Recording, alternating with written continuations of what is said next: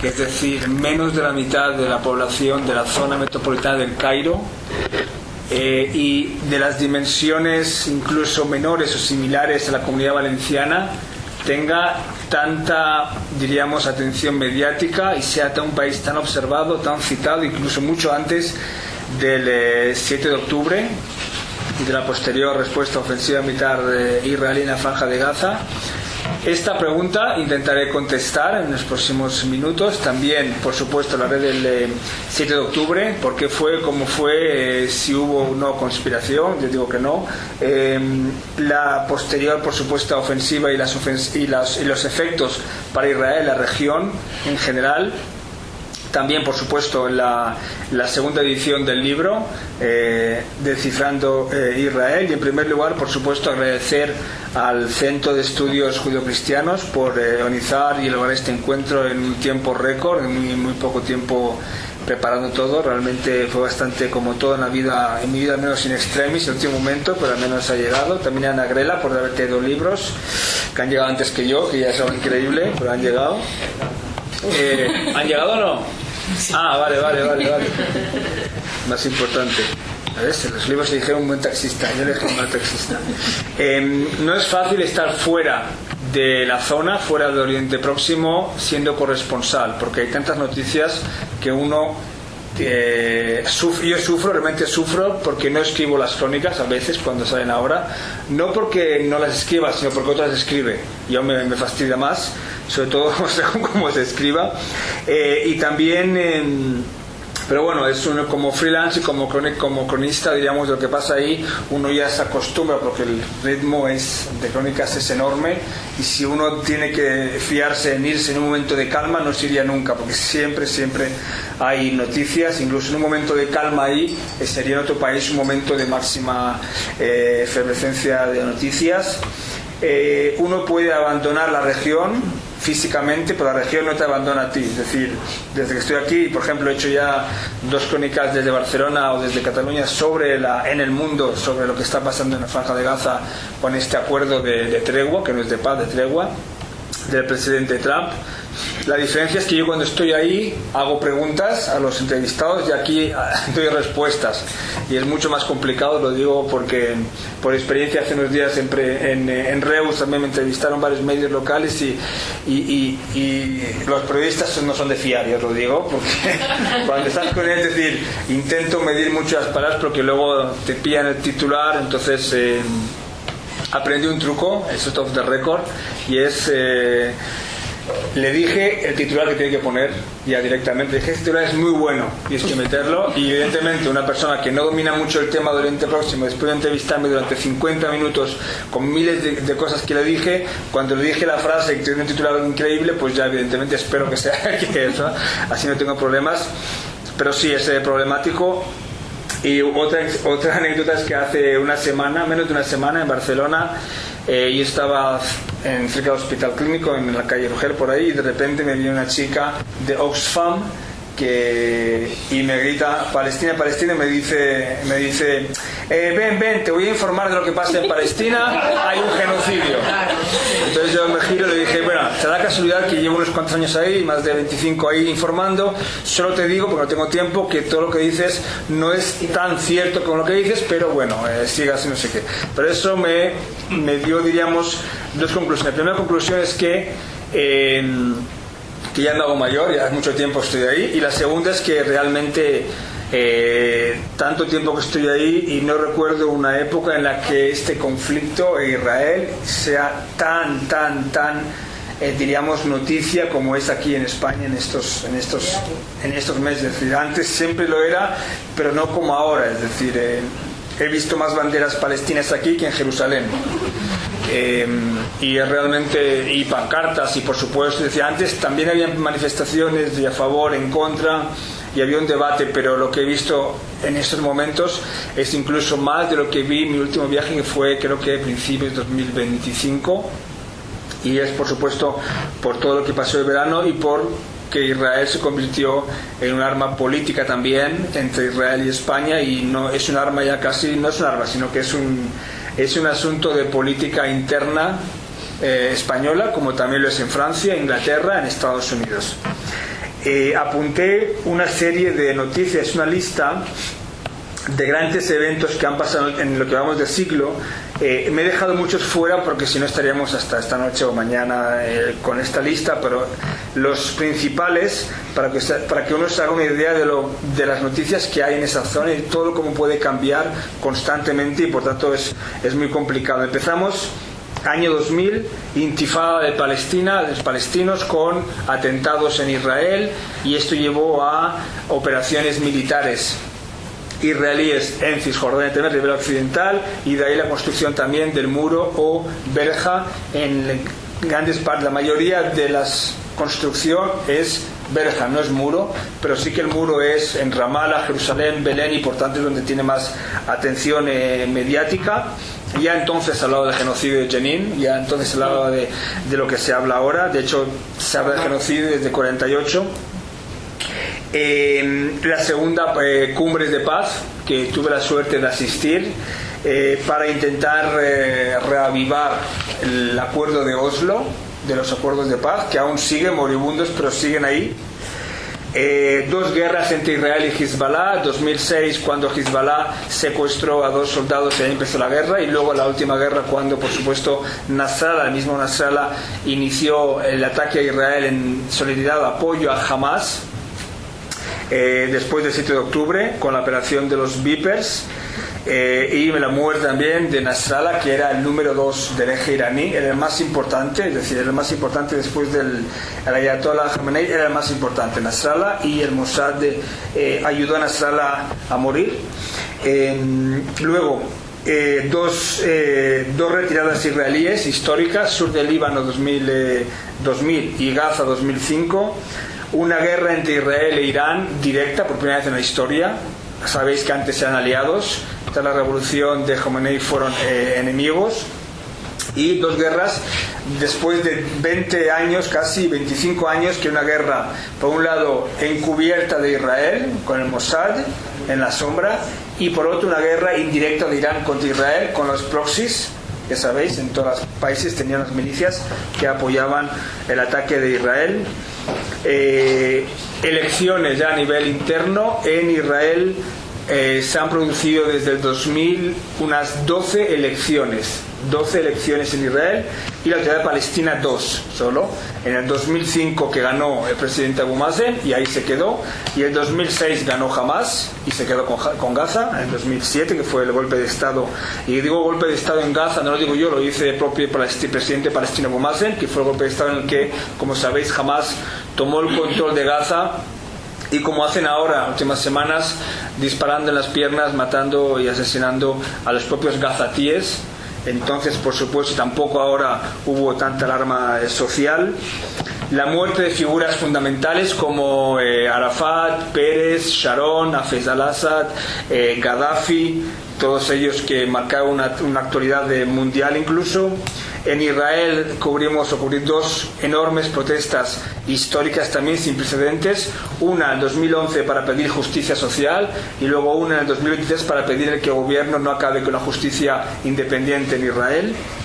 Luego, por supuesto, los efectos de la guerra del Golfo y la primavera árabe, que tuve la suerte de cubrir ahí, como tú dijiste, en Egipto y Libia, y realmente fue una experiencia única, y también un poco la hipocresía, ¿no?, internacional, que durante, por ejemplo, en Siria, durante décadas y décadas, los mismos que hoy van de derechos humanos y progresismo, etcétera, etcétera, han apoyado durante décadas en silencio la dictadura de los Assad. Y solo en la primavera árabe, cuando vieron que los propios sirios se rebelaron contra su dictador, pues ya empezaron a ir a favor de los contrarios al Assad. El problema es que ahí hay o la dictadura militar o la dictadura, como en Egipto, que fue de Morsi, los llamados musulmanes, que duró muy poco, hasta que un general, al-Sisi, dijera basta, y hubo una especie de golpe de Estado encubierto, también apoyado por las democracias occidentales. Y ya para acabar, un juicio y cárcel de un ex primer ministro en Israel y de un primer ministro ahora mismo en juicio.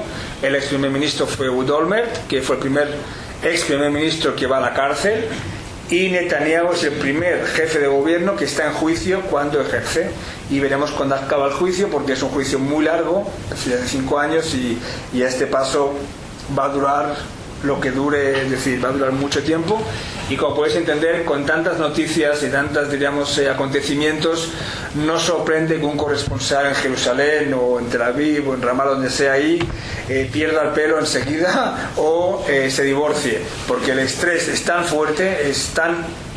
Y más, por ejemplo, yo que tengo que hacer televisión, radio y prensa escrita, y como freelance lo que pasa es, os cuento, cuando no pasa nada, pues está la cosa, es como las aves, ¿no? La tormenta después de la calma, o al revés, todo tranquilo. Pero cuando pasa algo fuerte, te llaman todos en el mismo momento, y de repente todos se consideran que tú eres su primera opción, es decir, tienes que darles la máxima atención. Y entonces es complicado, porque si llegas tarde a uno de los dos ya es tarde, y estamos desgraciadamente en lo que se llama fast food informativo, que lo más importante es llegar primero y no llegar con noticias ciertas, o diríamos confirmarlo. Y por tanto es una de las principales desgracias de la actualidad, y es que no tienes tiempo a comprobar, a confirmar todos los datos, todas las informaciones. Primero hay que sacar algo y luego ya confirmas, y esto es, por supuesto, para eso hay que tener siempre la precaución, ¿no? La precaución de dar una noticia, y siempre no directamente acusar a alguien o sacar una conclusión que no es, si no hay una confirmación. Y esto me recuerda principios de la guerra, 2023, cuando yo estaba en la zona de Ashkelon, en la frontera entre Israel, cerca de Israel y Gaza, y acabando la crónica Partido del Mundo, por supuesto tenía el deadline que ahora ya había pasado, como aquí llegué tarde al taxi y también llegué tarde a la crónica, pero en ese momento me llamaron en Telecinco, tenía que hacer un directo en Telecinco a las 10 mías, que son 9 de aquí, y en ese momento me dijeron que había informaciones de que Hamas acusa a Israel de un ataque en el hospital Al-Ali con 500 muertos, que pasó 5 minutos antes. Por supuesto, jamás, siempre que hay un ataque, al cabo de 5 minutos ya sabe el censo total de todos los muertos y heridos y las familias, etcétera. El tema es que yo dije, bueno, tengo un directo ahora, ¿qué digo, qué hago? Porque no hay información más allá de lo que dice jamás. Pero por supuesto, todos los medios también no lo critico, porque es normal, cuando una fuente local dice lo que dice, pues hay que citarla. Y como Israel no respondió inmediatamente, porque Israel necesita el ejército comprobar qué ha pasado para decir algo, pues en el momento que me dieron paso en el directo en Telecinco, pues yo dije que según Hamas, pero Israel lo está comprobando. Pasaron varios minutos hasta que el ejército respondió y dijo que lo están comprobando. O sea, son 2-3 horas que a nivel informativo de las redes sociales es ya, a nivel de relato, ya es la muerte de Israel, porque ya es como la narrativa es que Israel fue el que hizo este ataque. Finalmente hubo vídeos e imágenes de gente desde la frontera y también que vieron que había sido un disparo de un misil fallido desde dentro de Gaza que cayó en el parking, ¿no? En el parking del hospital. Y también información de inteligencia, Israel captó una llamada telefónica entre los miembros de Hamas diciendo que fue uno de Jihad Islámica, que se equivocó. Y luego la información de inteligencia de Estados Unidos, Canadá, Unión Europea, prácticamente todos los países dijeron que sí, que no fue Israel. Pero da igual, en la narrativa ya estaba impuesta que fue Israel. Pero había que escribir yo creo que a nivel informativo, ser muy cauteloso, y es una de las lecciones que tengo, es que hay que ser cauteloso, y es mejor diríamos perder un minuto de mucho tráfico de clics, ¿no? De clickbait. Es mucho más importante a largo plazo ser cauteloso y precavido, y no lanzarse enseguida, porque no se puede lanzar enseguida y, por ejemplo, decir una cosa que no es verdad, y esos 5 minutos será, entre comillas, el rey del mambo en la información, todo el mundo le citará, pero cuando se demuestre que no es así, más que el rey del mambo, queda fatal, es decir, queda mal ya su credibilidad. Tampoco sorprende que el 7 de octubre haya provocado tantos cambios a nivel, diríamos, regional y en Israel. Y también diría a nivel español. Bueno, el apartado Álvarez Sánchez, esa parte, ya no os preocupéis, que iré porque estando ahí me calmo, estando aquí me caliento un poco más, y como nadie lo graba puedo puedo defender, puedo criticar, y os llevaré un paseo en flotilla hacia las interioridades del ministerio y cómo funciona todo esto, pero realmente Esto, como decía Kissinger, política interior, también en Israel, también en España. En la región ha habido cambios fundamentales. En primer lugar, el bloque iraní, el bloque chií iraní ha sido debilitado de forma clara. Antes Irán tenía en cada país una presencia importante. Irán había conquistado países sin llevar ejército, es decir, es un ataque, una invasión. En Líbano tenía influencia con Hezbollah, en Siria, en Irak, todos con milicias chiitas. También los hutíes, ¿sabéis, no? Los hutíes en Yemen. ¿Cómo? Que sigue. Sí, bueno, ahora han parado porque hay un acuerdo de tregua y han parado, pero los hutíes, por supuesto, han seguido, y desde que empezó Hamas con el ataque y luego Israel respondió, pues los hutíes hasta ahora han sido la última milicia que han aguantado, diríamos, con Israel atacando, porque no tiene nada que perder. Y básicamente siempre hay un debate sobre si Hamas es un grupo antisemita o no. Hay un debate, ¿no? Pero lo que sí es evidente es que los hutíes lo son, porque tú solo has de ver el eslogan de los hutíes, la bandera de los hutíes. Luego miráis en Google la palabra eslogan, ponéis eslogan hutíes y veréis como ahí su eslogan es victoria para Allah, victoria para ellos, muerte a Estados Unidos, muerte a Israel y maldición a los judíos. Y lo dice directamente, o sea, judíos pueden ser de Madrid o de París, o incluso de Yemen. Sabes que en Yemen hubo una comunidad importante judía. Irán perdió incluso un país como Siria, Bashar al-Assad.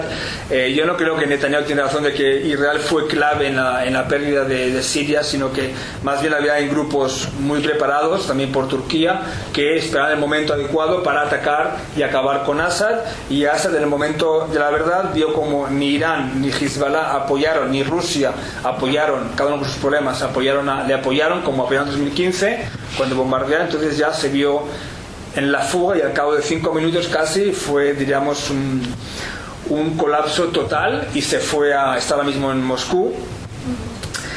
Pero todo esto también en Líbano, que es un país fascinante, Hezbollah ha reducido su influencia, pero ahora está también a nivel político aún, y la gran pregunta es si va a desarmarse o no, como le pide el presidente nuevo del Líbano, Michel Aoun, que está con apoyo de Estados Unidos.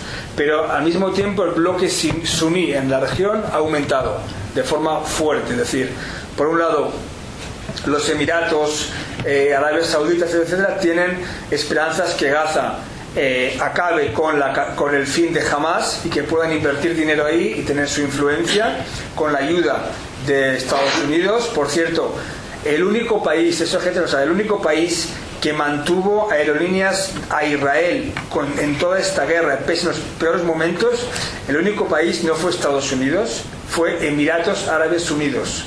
Imaginaos la relación que tenían, y la relación de ellos con Israel fue fiel pese a lo que pasó en Gaza, pese a la tragedia que hubo en Gaza, y básicamente ellos están enfadados con Israel por el actual gobierno israelí, por Ben Gvir y compañía, por el tema del monte de templos, para las mezquitas, y no tanto por lo de Gaza. De hecho, ellos siempre decían a los emisarios israelíes algo así como: estamos en contra de la muerte de civiles en Gaza. Y luego, cuando acababa la reunión, decía: pero por favor, no acabéis la guerra en Gaza sin acabar con Hamas, porque para ellos Hamas es hermanos musulmanes. Y de ahí vamos al Turquía y Qatar, que vuelven con toda la fuerza a Gaza. Qatar nunca se ha ido, y Turquía vuelve también en base porque tienen ascendencia sobre Hamas, y también porque son amigos, el emir de Qatar y el presidente de Turquía son también amigos y aliados de Trump, y por eso han conseguido esta entrada en Gaza. Y es la gran pregunta en Israel, si Israel va a permitir que entre Turquía a nivel armado. Y en Israel, por supuesto, es un país que ha cambiado completamente. No sé quién ha viajado hace poco, o en los últimos meses o 2 años, a Israel. Es un país totalmente diferente. No solo en el aeropuerto, cuando ven menos gente, menos turistas, menos peregrinos, y las fotos de los secuestrados, sino también es un país mucho más desconfiado, más traumatizado.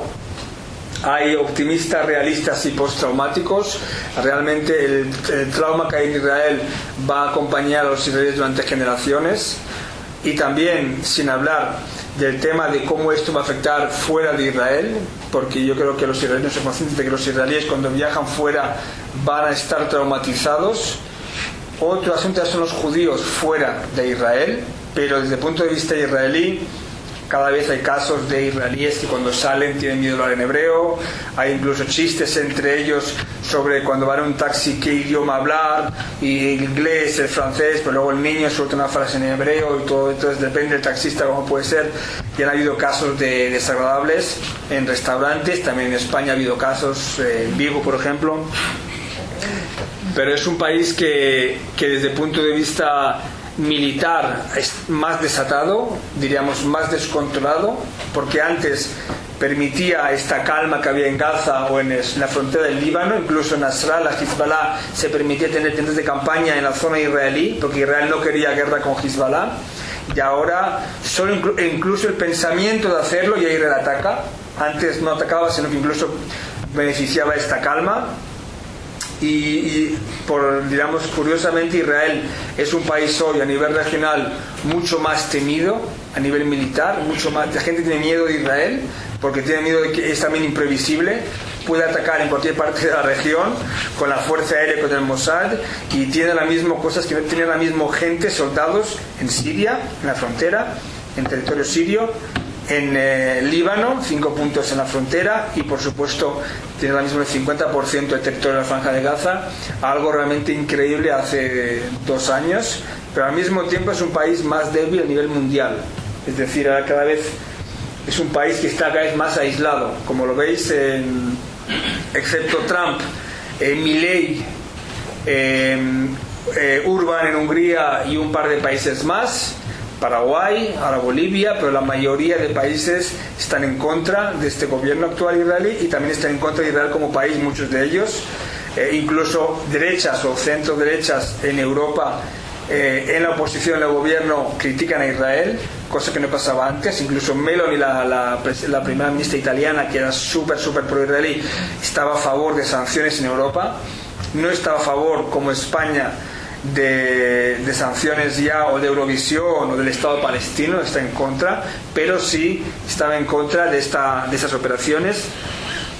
Pero Israel, por supuesto, ha cambiado a nivel de mentalidad. Hoy los israelíes son más a la derecha que antes, pero aún hay un centro izquierda importante, pero son más a la derecha. Están más en contra de un Estado palestino, porque la retirada de Gaza para ellos provocó también unos efectos con retraso lo que pasó aquí, y por eso hoy en día, desgraciadamente, hay más apoyos a un Estado, a dos estados en Madrid o en París, que en Ramallah o en Tel Aviv. En Ramallah están a favor de un Estado, pero también de un Estado. Jamás, por supuesto, si alguien se cree que está a favor de dos Estados, que no se tiene ni idea. Jamás, cuando entró el 7 de octubre, irrumpiendo en más de 100 puntos de la frontera, no gritó 2 Estados, no, gritó Al-Akbar y vamos a matar a judíos y también matar musulmanes. Yo he entrevistado a muchísimas personas que han sobrevivido, y me han contado también la muerte de musulmanes, asesinato de musulmanes que estaban con ellos en la fiesta nueva. Por ejemplo, un taxista, me contaba la chica que entrevisté, que el taxi que les llevaba, el taxista estaba esperando en la fiesta, y después de una odisea ella se salvó, su mejor amiga no, pero ella contó que el taxista, un palestino de Jerusalén Oriental, fue secuestrado por gente de Hamas para irrumpir en el kibbutz Be'eri y hacer de traductor con la gente de Be'eri, y al final, cuando ya estaban a punto de irse a Gaza, uno de los de Hamas le dijo al jefe: dejémosle, es un palestino, no tiene nada que ver, un palestino es un musulmán. Pero el oficial algo así dijo como: no, es un infiel porque está con los judíos o lo que sea, y le mató. Yo creo que 7 de octubre lo haremos luego si quieres con preguntas, pero hay un cambio en Israel que no se ve mucho, pero la gente que vive en Israel sí que lo ve, sobre todo la gente que hace tiempo que vive ahí, y ese cambio demográfico. Es un cambio que tú ves en las calles, poco a poco ves cómo el país está cambiando. Como sabéis, en Israel es un país que hay 4 grandes tribus, shvatim, se dice en hebreo, o sectores. El primero es el tradicionalista laico, que es aún mayoría, que es de ahí se creó el Estado de Israel en el 48, lo crearon los, digamos, socialistas, el sionismo socialista, porque a veces aquí se habla de sionista como si fuera todo un ente uniforme, pero hay sionistas de derechas, de izquierdas, de centro, laicos, religiosos, antisionistas judíos, judíos postsionistas, hay de todo. Es decir, la típica dos israelíes, tres opiniones, pues hay de todo. El problema es que fuera vemos como Israel es todo algo uniforme, y no. El israelí de Umm-el-Fahem, de un país de ciudad árabe, no es el mismo israelí árabe que el israelí árabe de Burj Al Khalaf o de una ciudad cristiana, que mayoría cristiana en Israel. O por supuesto no es lo mismo que un israelí de Bnei Brak, que es una localidad ultra ortodoxa, que es creo de las más densamente demográficas del mundo. Es increíble, está cerca de Tel Aviv, y no es lo mismo ese joven de Bnei Brak que un joven de Tel Aviv, y no es lo mismo un joven de Tel Aviv del norte que del sur, ni de Jerusalén. No es lo mismo un israelí de una colonia o de un asentamiento, o de Ofra, la burguesía de Ofra, o de un asentamiento ilegal, entre comillas, ilegal desde el punto de vista israelí también en el norte. Así que hay muchos israelíes, hay muchos tipos de israelíes, y no se puede considerar un israelí como algo uniforme. El segundo grupo, árabes israelíes, que hoy en día son el 21% de la población. O sea, imaginaros, de un país de 10 millones hay poco más de 7 que son judíos, 7 millones judíos, y la mayoría del resto son árabes. La mayoría son musulmanes, pero también hay cristianos ahí. Los cristianos hoy en día son casi un 1% de toda la población, y la mayoría de ellos forman parte del sector árabe, pero aún también hay cristianos no árabes. El tercer sector más importante son los jaredíes, los jaredim ultraortodoxos, que ahí también hay mucha confusión y no son un solo. La gente que ha viajado ha visto como hay diferentes tipos de tirabuzones, de sombreros, de kipá, no todos son el uniforme o el color negro, hay muchos matices. Algo que me revienta es cuando en España confunden ultraortodoxo de ultranacionalista, que no es lo mismo. Es decir, no es lo mismo. Hay algunos sectores que pueden ser lo mismo, pero no es lo mismo. El ortodoxo, lo más importante es la religión; el ultranacionalista, más importante es la nación o el Estado, la patria, el ejército, y también la religión, pero menos. Y el último grupo es este que he dicho yo, ultranacionalistas, que es el de Ben-Gvir, o mejor dicho, el de Smotrich, que también van en crecimiento. Y de estos 4 grupos hay súper numerosos subgrupos y sectores y pequeñas clasificaciones, y entre ellos también hay, por supuesto, discusiones. Es un país en constante discusión, incluso después de la guerra también había discusión, pero sí que es un grupo Israel como país que está siempre en constantes discusiones. Yo siempre cuento el chiste, a lo mejor ya lo habéis escuchado, pero si escucháis pido perdón, pero es un chiste en el que un judío va a una isla y crea una sinagoga. Crea 2 sinagogas, una para ir y la otra para no ir. Esta la cuento en el libro como expresión de que el israelí siempre está en discusión. Es el Talmud, es la base del Talmud, la discusión. Y la discusión es fundamental en el Talmud, pero también en el High-Tech, que es un capítulo importante del libro Descifrando Israel. Por primera vez lo cito después de ya media hora, está mal esto, pero bueno. Y es un libro que cuenta también el libro del cómo de la discusión también se crea startups, ¿no?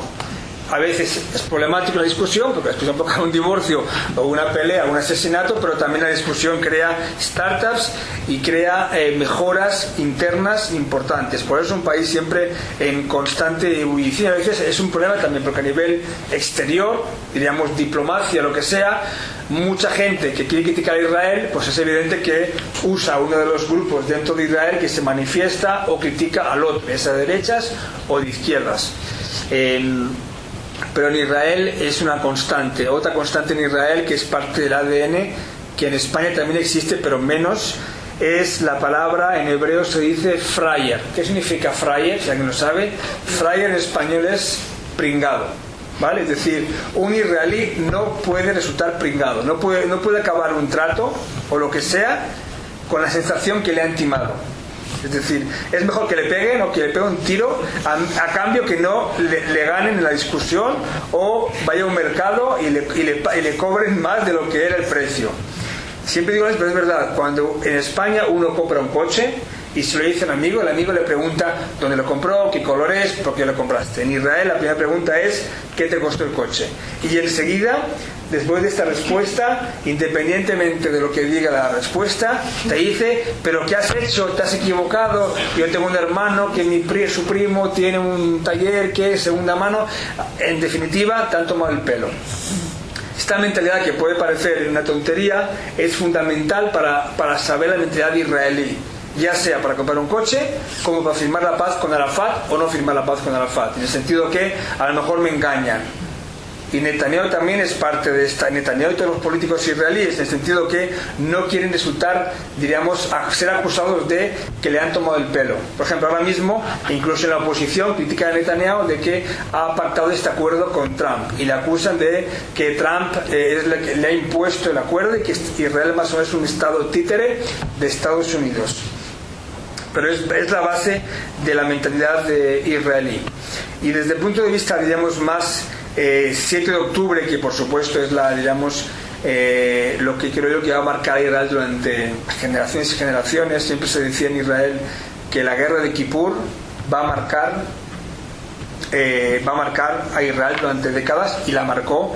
Pero esto es mucho más, porque esto es por supuesto una sorpresa que nunca antes hubo. Es decir, uno de los puntos clave en los últimos 15 años desde que jamás en el gobierno es que han habido 4 escaladas importantes, ninguna de ellas tan grande como esta. La más grande, 2014, ¿sabes cuánto tiempo duró? 51 días. Esta ha durado 700 y pico días, porque hubo también treguas. Y el número de muertos, por supuesto, en Gaza, una barbaridad, y en Israel unos 2.000, entre ellos 1.200 en pocas horas.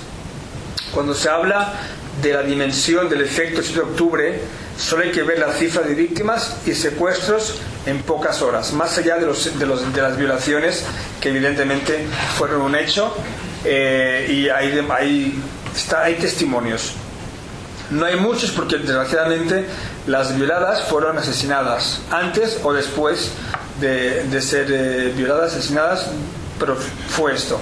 El tema es que yo no comparo, nunca he comparado y no voy a comparar porque no tiene nada que ver a nivel religioso, contexto, etcétera. Pero ETA, ¿vale? ETA en 50 años asesinó a unas 853 personas, más o menos de 900. En 50 años, en un país que tiene hoy casi 50 millones de habitantes como España. Jamás asesinó en 5 o 6 horas a 1.200 personas en 5 horas. Si no me equivoco, jamás ETA secuestró a menos de 100 personas en 50 años. Jamás secuestró a 251 personas. Que es un caso que, excepto Boko Haram en Nigeria, en un caso concreto de las chicas y los bebés, no se recuerda tantos números de secuestrados. Ni Israel era consciente ni supo cómo administrar, y por tanto de ahí fue la respuesta masiva, que también tuvo un elemento vengativo total en Israel. O sea, eso no se puede negar. En las televisiones israelíes, días después del ataque, se veía claramente como tú veías en las televisiones, decían que la venganza es un sentimiento natural, incluso sano, en el sentido que, por lo que vieron, no solo porque jamás atacó con armas, sino que también los civiles entraron, y el júbilo de civiles pues hizo que hubo, y eso es verdad, cierta deshumanización en Israel sobre los gazatíes en general. ¿Por qué fue el 7 de octubre? Hay miles de teorías. Efectivamente, Sinwar quería frenar el proceso de normalizar acuerdos con Arabia Saudita, que lo consiguió. Quería también que la causa palestina estuviera en la actualidad, y lo consiguió. Ahora está muerto Sinwar. Hace un año Israel también le ayudó a subir arriba, pero es importante decir que Sinwar puede decir que logró algunos éxitos, como frenarlo de Arabia Saudita, convertir a Israel en un estado paria casi. Es verdad que también tuvo la ayuda del país, pero Israel ahora mismo es un estado para muchos países paria. Sinwar jamás consiguió que hoy en día Israel esté en el banquillo de acusados. Tú pones en Google la palabra genocidio en cualquier idioma, ¿y qué te pone al lado? Gaza. Israel, Gaza. Y esto es parte también por la reacción de Israel, pero también desde el inicio. A nivel mucha gente, incluso en la radio me dijeron, en la radio en España me dijeron, y yo alguien, un tertuliano me dijo, tertuliano, o sea, el tertuliano es sinónimo de tener ni idea de nada, pero hablar de todo, ¿no? Cuando sea mayor quiero ser tertuliano. Es la paradoja, ¿no? Es decir, yo como periodista tengo que informar y llevo ahí casi 25 años informando y no puedo ni quiero opinar, y en cambio un columnista opina sin saber nada. Pero bueno, es una diferencia, porque uno que opinador, que hace una columna donde sea, en televisión, radio o prensa, pues yo creo que es legítimo que opine, aunque diga barbaridades, no diga cosas ciertas. Incluso en mi diario hay gente que escribe, hay alguno que escribe columnas o que realmente no tiene mucha idea del tema. Pero es el lector, cuando coge el diario y ve lo que pone columna, opina, sabe que es una opinión y puede estar a favor o en contra. En cambio, el problema, creo yo, es cuando la información está mezclada con la opinión dentro de la crónica. El otro día en Reus, que también es mi conferencia en Reus para escribir un libro descifrando cómo organizar una conferencia en Reus, porque fue, por un lado llegaron 200 personas, un acto sin ningún tipo de publicidad, y uno preguntó qué web, qué medios aconsejas para seguir a nivel informativo. Entonces, claro, yo dije, mira, yo quería preguntas difíciles, pero no imposibles, y luego le dije, yo te recomiendo, por supuesto, mis crónicas y mi libro, pero no te puedo decir una web concreta. Pero luego pensé y dije, como siempre, cuando acaba la cosa, uno tiene buenas ideas. Y yo pensé, tenía que haberle dicho que, en primer lugar, más que darle un nombre, yo le daría nombres que ¿no? Por ejemplo, cuando uno lee una información en un diario y en las primeras 3 líneas lee la palabra Cisjordania ocupada 2 veces, es que esa crónica ya no va a ir de informativa ni va a ser fría. Y así constantemente.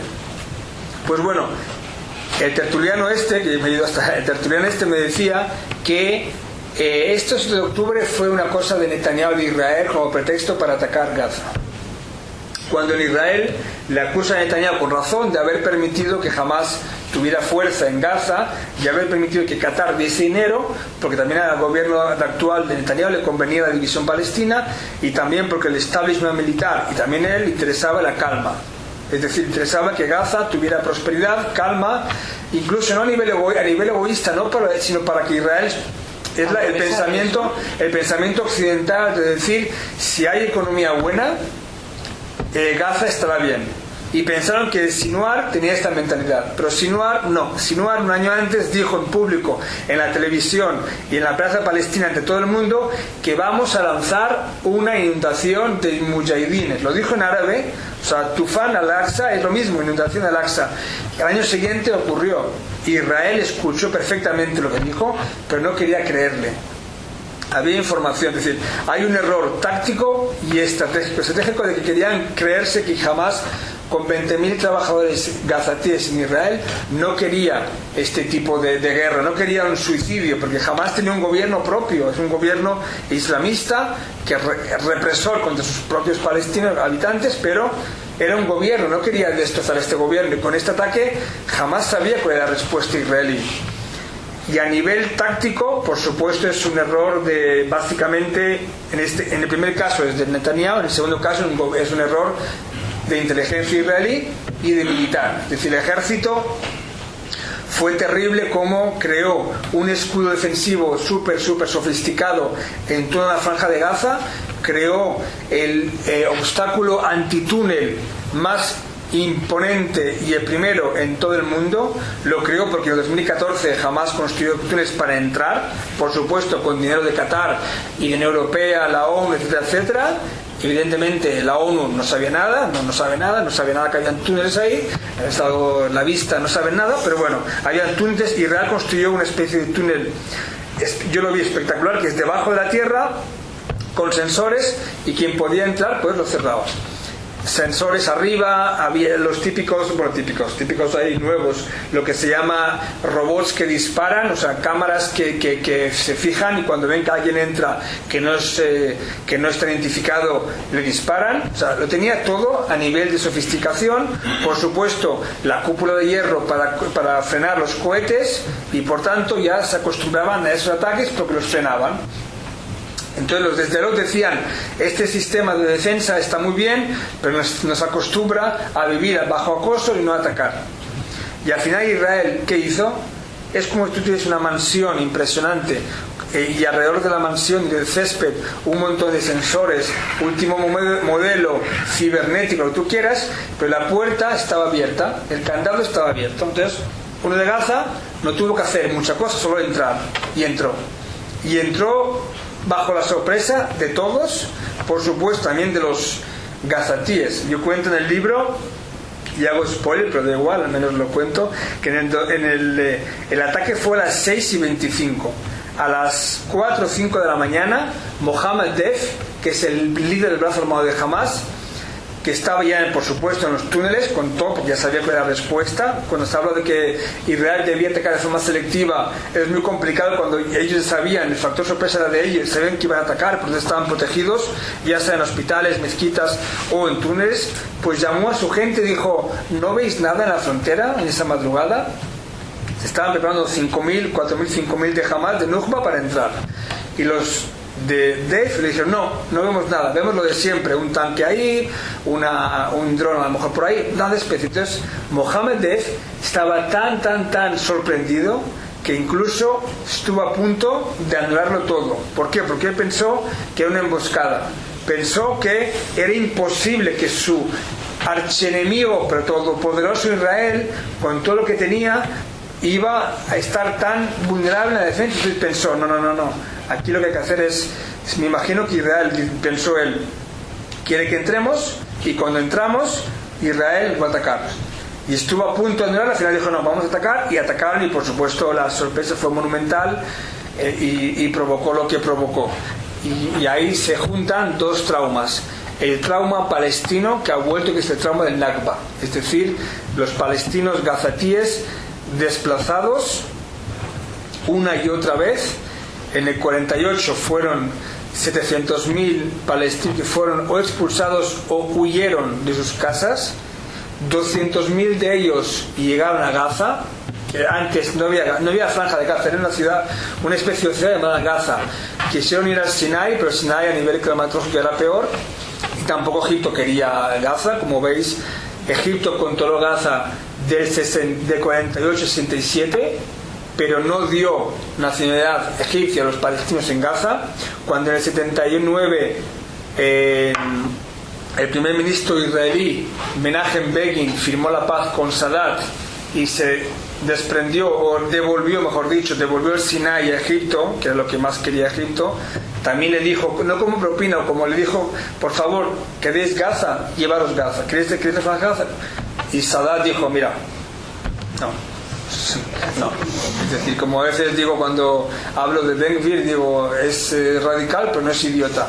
Sadat igual, es presidente, quería tal, pero no es idiota. No quería una bomba demográfica como la de Franja de Gaza. Pues es verdad, es cierto, el sufrimiento, la tragedia, esto los propios israelíes lo reconocen. Otra cosa es quién tiene la culpa, etc. Pero la tragedia en Gaza no tiene precedentes y fue, digamos, la vuelta al trauma de Nakba, porque la mayoría han sido desplazados y a la mayoría no tienen casa para volver. La reconstrucción de Gaza hoy está valorada en más de 50.000 millones de dólares. ¿Y quién va a poner eso? No España, tranquilos, lo van a poner los árabes, como siempre. Pero los árabes, que son los saudíes y los emiratos, Qatar menos, quieren como condición que no esté Hamas y que haya un acuerdo de estabilidad, porque no quieren invertir en un lugar que de aquí a un año va a volver a ser atacado o Hamas va a estar dentro. Y veremos Qatar cuánto pone. Trump no va a poner un duro, estoy seguro que no va. Trump va a invertir. No sé, pero sí, exacto, no va a poner, va a invertir, lo que dice él. Abro paréntesis, Trump no tiene ni idea del conflicto, pero, es decir, yo escuché discursos y conferencias enteras de Bill Clinton, por ejemplo, o de Biden. Clinton, sobre todo, conocía cada piedra sagrada de Jerusalén, cada barrio, sabía exactamente los armenios, dónde estaban los cristianos, los musulmanes, los judíos, lo sabía todo. Pero al final no llegó a un acuerdo de paz. Trump ya sabéis, dijo cuando hubo el acuerdo de tregua, dijo, hemos llegado a la paz tras 4.000 años de guerras. Es decir, no tiene mucha idea, pero Trump, y lo digo siempre, y en España queda más decirlo, pero digo, Trump ha logrado un acuerdo de tregua que todos los gazatíes querían, porque querían parar el fuego. Es decir, a veces cuando escucho a algunos políticos de aquí quejarse de este plan, es que es para matarles. Es decir, ¿qué es? Es decir, es verdad, el plan es muy malo para Hamas, tampoco es muy bueno para el gobierno actual de Israel, es muy bueno para Israel. Y por supuesto es bueno para los gazatíes, porque se acaba, es decir, a lo mejor hay más muertes, pero no como antes. Pero bueno, es como las manifestaciones, en vez de no more wars, pues more wars, ¿no? Ese es y a lo mejor uno se da cuenta que a lo mejor el problema no es la guerra, el problema es otra cosa, no es, diríamos, la causa palestina, sino otra cosa diferente, porque el otro día estuve en Premiá, me acuerdo que me decían, sí, aquí hay una manifestación muy grande hace 2 semanas a favor de Palestina, con banderas, en contra de genocidio, etc. Y yo dije, me parece muy bien, las manifestaciones me encantan. Entonces me dijeron, pero había una pancarta al final que ponía destrucción de Israel. Entonces ahí sí que veo la ironía. Entonces yo siempre hago la prueba del algodón, es la siguiente: cuando una persona se declara pro-Palestina, hay que preguntarle si él también está a favor de 2 estados o un estado, porque si no, comparte con muchos, diríamos, radicales en el actual gobierno, que no quieren 2 estados. Es el famoso del mar al río, o del río al mar, cuando mucha gente no sabe dónde está el mar y dónde está el río. En España y en Francia y sobre todo en Estados Unidos hay cantidad de gags y de secuencias en las que se ven entrevistas a personas, estudiantes que no saben, incluso de la comunidad LGTB, que no saben lo que es Hamas, que por ejemplo en la flotilla había uno, Thiago Silva, brasileño, que es un fan de Nasrallah, que fue al funeral de Nasrallah en Beirut, y que hay un vídeo en el que se ve gritando a favor de Hezbollah y de Irán, y él fue en la flotilla por segunda vez a favor de derechos humanos, etcétera, etcétera. Cuando Nasrallah está, bueno, aparte de todos sus ¿qué es Hezbollah en árabe? Partido de Alá, partido de Dios. Entonces además es todo súper contra LGTB. Pero por eso creo que negar, y creo que es, aunque esto de la conspiración es totalmente falso, porque incluso aunque Netanyahu, cualquier líder israelí, por muy cínico que sea, no creo que él quiera que mueran miles de personas, diríamos, en su propia guardia, como él como primer ministro, porque es su legado también. Pase lo que pase ahora, aunque sea reelegido, va a estar siempre en su Wikipedia, en su biografía, 7 de octubre, ¿quién fue el primer ministro? ¿Quién fue el ministro de Defensa? ¿Quién fue el jefe del ejército? Entonces, y tampoco estoy a favor de la conspiración que suelta a su hijo, Yair Netanyahu, desde Miami, cuando dice lo insinúa, ¿no? Pero dice que el Shabak, que es el servicio secreto israelí interno, hizo esto para fastidiar a Netanyahu, para provocar, porque hubo manifestaciones contra Netanyahu. Yo creo que hubo un error garrafal en Israel y que permitió esto. Ya sé que esto va contra la imagen de Israel maquiavélico, que lo tiene todo controlado y perfecto, pero muchas veces, cuando es secreto, Israel es un país caótico. Es decir, la gente no se puede imaginar, incluso hay gente que yo creo que debe pensar que hay una especie de gobierno en la sombra, es decir, que todo está controlado, pero no, es un gobierno que, os lo digo en serio, yo cuando llegué al país me sorprendió el nivel de caos y de mala preparación y de planificación nula. El político israelí, aquí también, pero en Israel mucho más, su visión es el próximo telediario. Como hay tantos gobiernos en tan pocos años, no hay tiempo de hacer un plan a largo plazo. ¿Por qué? Porque a largo plazo, cuando acabe este plan, él ya no será ministro, entonces no va a tener las medallas. Y siempre son todo cortoplacistas. Y esto pasa también en otros países, pero sobre todo en un país como Israel, que va de coaliciones. En España, como había siempre un bipartidismo, había un poco más de visión de futuro. Ahora mismo tampoco. ¿Por qué? Porque hay miles de coaliciones, miles de tal. Por cierto, cuando vine aquí hace más de un año hubo un apagón justo en Madrid, y ahora hay un apagón político también, como lo de Sánchez y Puigdemont, pero sí que es cierto que sí, me acuerdo de un apagón, y ya, como dije en el centro, no fue culpa del Mossad, Porque incluso en eso dijeron que era algo mezclado en el Mossad con el Pegasus. Hicieron una ensalada y dijeron que fue la venganza de Israel contra Sánchez por tal. Y yo entrevisté para el Diario El Mundo, en la crónica dice, entrevisté al padre de la cibernética israelí. ¿Sabes que lo que es el mercado cyber de seguridad de Israel, pese a los boicots, es aún una potencia mundial? El 10%, imaginaos, el 10% de todo el mercado mundial de ciberseguridad está en Israel. Es decir, son hackers, pero también saben defenderse. Y no solo es el tema de Pegasus, sino que es un tema en general. Y no, por supuesto, no fue cibernético, pero sí que le entrevisté a él y él, evidentemente, no sabía exactamente cuál era el motivo y me dio un recorrido de cómo Israel se creó desde el punto de vista cibernético ya en los 90, porque Israel es un país que en los 90 o principios de 2000, desde el punto de vista de ordenadores, en toda la región era casi el único que tenía ordenadores en Israel. Entonces, a nivel de, digamos, muchos ordenadores. Entonces, el problema y la desventaja. El problema y desventaja era que la ventaja era, por supuesto, un adelanto enorme sobre el resto del país. Pero la desventaja es que cuando otros países tuvieran ordenadores, tuvieran el arma cibernética, era más fácil atacar a Israel porque era más vulnerable. Así que Israel, este hombre, Ben Israel, lo que hizo es construir un escudo cibernético en ese momento de hospitales, etcétera, etcétera. Y ya en los 90 dijo al gobierno, y luego en el 2000, que algún día habrán ataques cibernéticos contra hospitales y que pueden haber atentados desde el punto de vista de infraestructuras. Porque imaginaros, ahora mismo, apretando un botón, un israelí puede hacer que Irán colapse a nivel económico. Con un botón, sin hacer ningún ataque, ni el Mossad dentro, nada. Con un botón puede hacer que todos los semáforos no vayan, los bancos colapsen, las gasolineras tampoco vayan, que haya un caos total y puede provocar aún más un descenso económico. No necesita enviar agentes del Mossad, que por cierto, hay más agentes del Mossad en Teherán que en Tel Aviv. Uno del Mossad me dijo, en el libro está, no esta frase, porque me dijeron, pero en el libro hay un capítulo muy amplio del Mossad, y uno me dijo que es más fácil aparcar para él en Teherán que en Tel Aviv. O sea, del punto de vista de cómo conocer y saber las que... Eso no quiere decir que todos los del Mossad en Teherán o en Irán sean israelíes. La mayoría no lo son. Son de un montón de etnias que colaboran con Israel porque están en contra del régimen, también disidentes, también dinero, etcétera, etcétera. Ha llegado a tal punto que cuando se nombró el nuevo jefe de la Guardia Revolucionaria iraní, Kahani, la gente no tenía sospechas de que su entorno era del Mossad, sino tenía sospechas de que él era del Mossad. Entonces, cada vez que supuestamente el Mossad mataba a un líder de esta guardia revolucionaria, la gente le miraba a él y él tenía que decir no, tenía que ser muy anti-israelí para decir que no era él. En la última guerra, como él tampoco murió, pues evidentemente pensaban que él era el colaboracionista.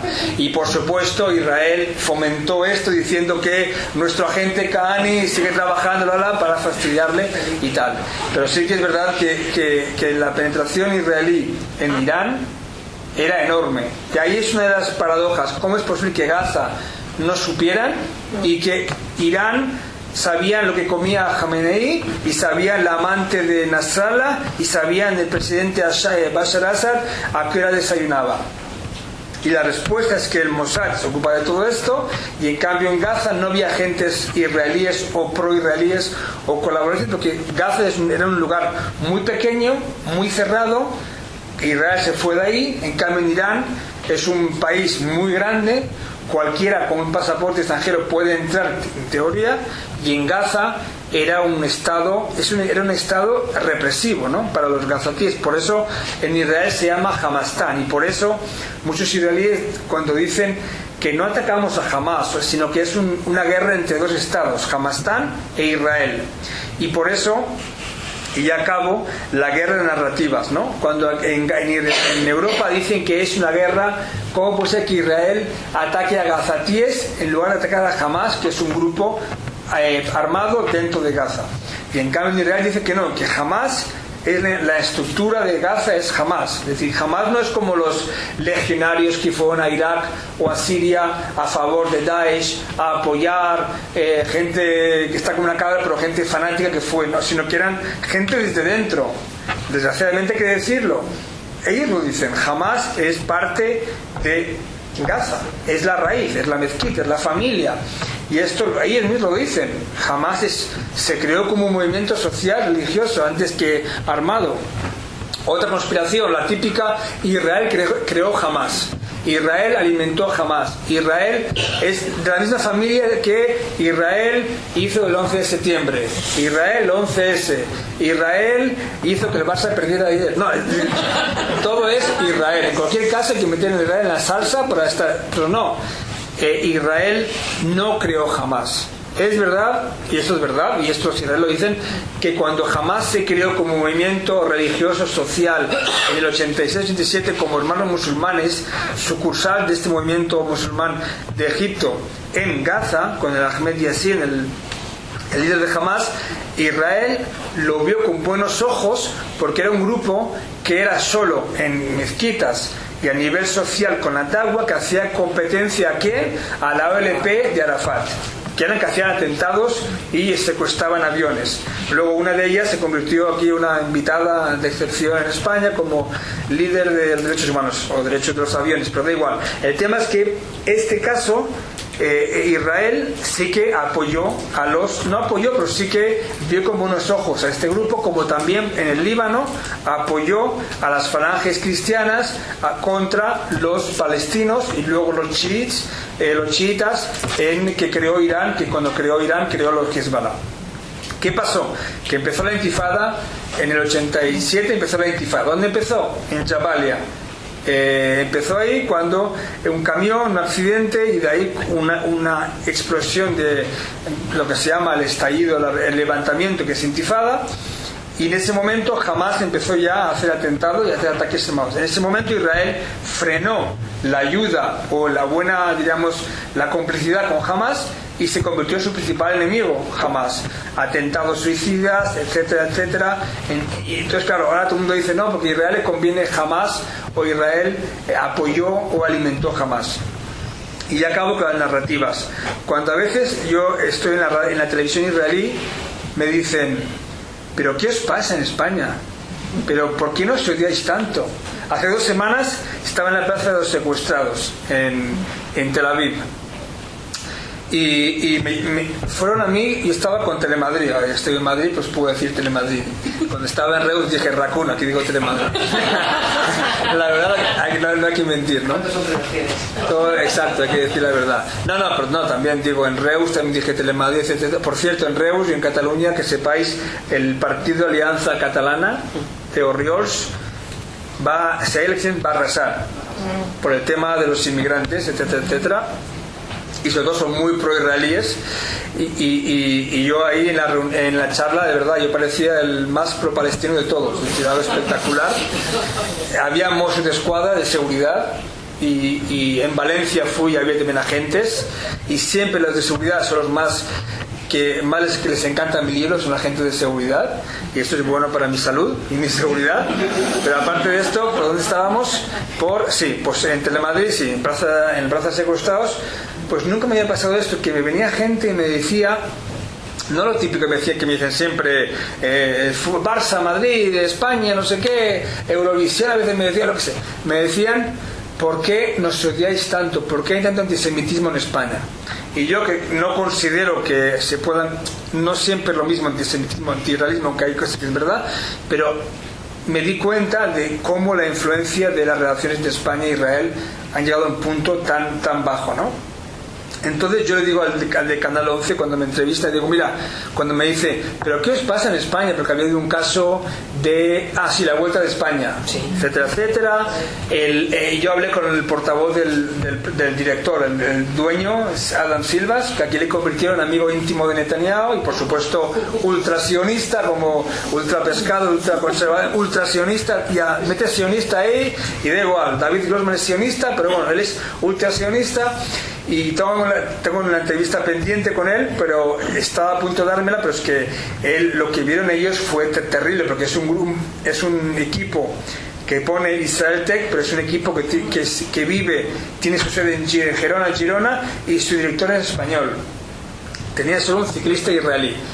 Entonces yo les dije al israelí de Canal 11, dije, sí, pues en España me dice lo mismo. ¿Qué pasa a los israelíes? ¿Por qué matáis tantos palestinos? Así me dicen en España. Entonces, y yo digo, más allá de antisemitismo e ignorancia, hay una cosa básica. El israelí, en toda esta guerra, lo que ha visto es una guerra completamente diferente a la que ha visto un español. Totalmente diferente. Por ejemplo, un ejemplo pequeño. La misma noticia, un mismo ataque en una misma zona en Gaza. El israelí lo que ve en televisión o en un diario, Israel logra atacar un grupo de terroristas que estaba escondido en una sala de un hospital, que estaba refugiados en Hamas, desde donde disparaban contra Israel, en el hospital X, donde habían secuestrados israelíes. Entonces, el lector israelí que piensa que también está bajo el trauma del 7 de octubre, el trauma de este acosado, ¿qué piensa?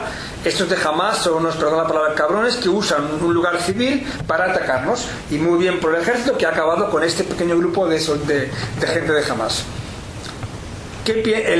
Esa noticia, ¿cómo la vendemos o cómo nosotros la informamos en España? Israel bombardea otra vez un hospital. Entonces, una persona que no sabe lo que pasó o no entra en la noticia exacta, piensa que están ahí, un avión pasa, bombardea, lanza bombas contra un hospital o una escuela. Entonces, ¿qué piensa el español directamente? Estos israelíes son unos genocidas, o esos judíos son unos genocidas. También van a ese punto, que ya es cuando se llega a la parte judía, que luego si queréis hablamos del tema de que si es antisionismo, antisemitismo, etcétera, etcétera. Es evidente que hay un tema clásico también de judaísmo, porque si no, no pondrían grafitis en sinagogas, o no maten a judíos que no tienen que ver con Israel, etcétera, etcétera. Pero es lo que digo, que la narrativa es tan fuerte que no hace falta ser antisemita en España o en Francia para ser anti-israelí. Es simplemente lo que pasa en Gaza y cómo se filtra es lo que hace que uno tenga una sensación. Es lo que llamo yo la semántica. La semántica en el conflicto es tan importante. Cuando un periodista escribe algo, García Márquez decía que un periodista tiene que tener la función principal de la responsabilidad. Es decir, cuando uno escribe, ser responsable.